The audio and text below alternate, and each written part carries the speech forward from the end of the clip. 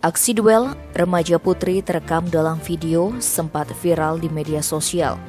Video yang diunggah Jumat 19 November oleh pengguna akun Facebook itu merekam perkelahian dua remaja di kawasan pantai di Singaraja.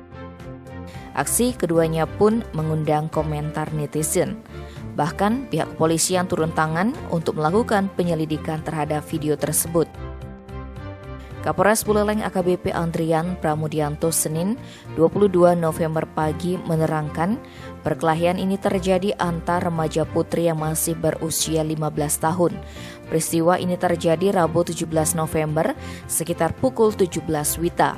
Dalam rekaman video berdurasi 15 detik terlihat dua orang remaja putri terlibat perkelahian disaksikan beberapa orang rekannya. Salah satu orang yang menyaksikan merekam perkelahian tersebut. Selanjutnya video rekaman perkelahian diunggah ke media sosial. Setelah beredar di media sosial, tim cyber Polres Buleleng pun melakukan penelusuran dan berhasil menemukan akun pertama yang menyebarkan video perkelahian tersebut. Dari penelusuran, polisi menemukan terduga dua remaja yang terlibat dalam perkelahian. Pemanggilan kedua terduga pelaku perkelahian pun dilakukan, didampingi para orang tua mereka. Kedua terduga pelaku membuat pernyataan perdamaian secara tertulis.